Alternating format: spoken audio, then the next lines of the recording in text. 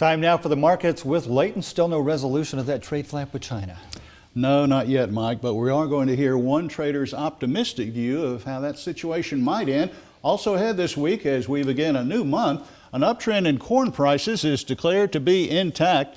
A surprise in the cattle on feed report helps support beef prices, while freezers are full of lots of chicken these days. We begin with U.S. soybeans, where weekly export numbers continue to show the negative impact of China's tariffs. John Roach thinks the oilseeds could be stuck in the same trading range through the upcoming winter, but he maintains optimism about a resolution with China. We have to get the crop put away. Once it's put away, we're going to have to find out the price level that it takes to get it back out again. What will farmers want? What will they wait for? And that will really determine how far the price can come up. And we've got another thing we really have to keep in mind here, and that's that we're acting as if we've lost the Chinese business forever. I'm of the opinion personally that the likelihood is the Chinese will put together a deal before the midterm election because that's their best time to negotiate. I think that's going to be the biggest key that's coming along, is when we finally get a deal with China. Over in the corn market, Ted Seifert maintains there is an upward trend for those prices and that it is still intact as November begins. He says any bumps along the way are simply the result of harvest pressure from other regions of the country. Ted, in fact, is positive about what happens the remainder of this year. I think what we're seeing is a bit of harvest pressure as guys are moving corn more so off the combine this year than in most years, because we're really trying to hold on to soybeans as tightly as we can, hoping that some sort of deal gets done with China and we get to sell our beans $1 higher. So I do think there's still going to be a little bit more pressure, harvest pressure on corn here. And I still see corn prices potentially moving higher through now and the end of the year. Well, we're going to move to the trivia quiz next, and let's look at this week's question. It's about an important row crop. What is considered the best grade of cotton? Is the answer A, good middling, B, strict middling, C, middling, or D, strict good ordinary? We'll have that answer coming up in a moment.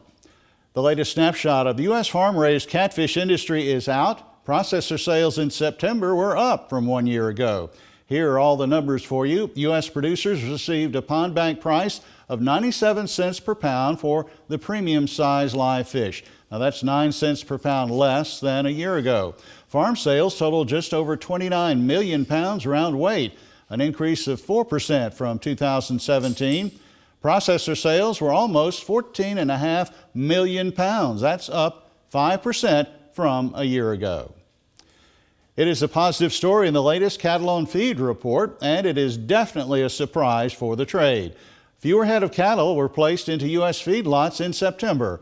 Placements were over 4.5% lower than the same period a year ago, and they totaled about 2 million head of cattle.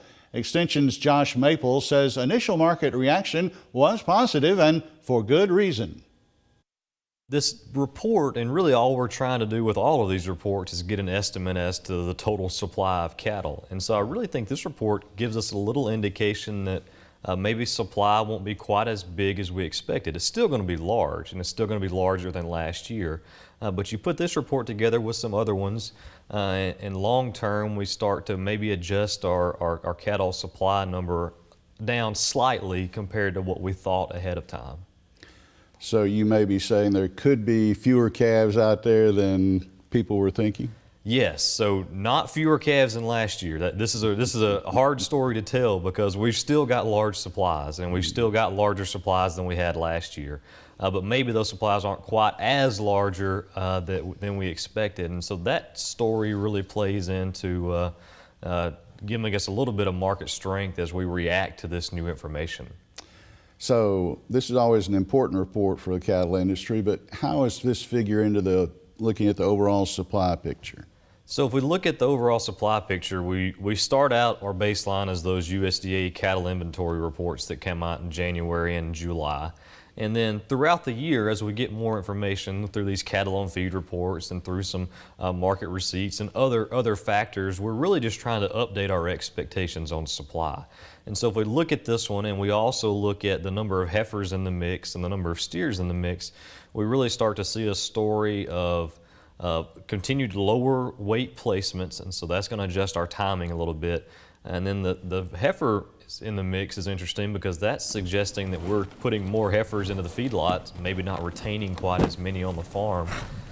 Put it all together, and we're really looking at a fairly flat cow herd going into next year, and especially going into 2020. While the cattle supply number may be coming down, stocks of chicken are still up in the U.S., according to one measure. The government's monthly cold storage report puts the total stocks of chicken in the nation's freezers up 17% from this same time last year. Looking at other protein, frozen beef is also up, but less than 5%. Pork stocks were low and down from 2017. Pork bellies, on the other hand, the important component of products such as bacon, were up big time, 45%.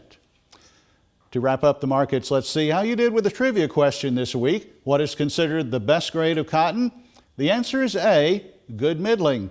Inspectors look at the strength, the staple length, the color, the smoothness, and the uniformity to determine the grade of cotton.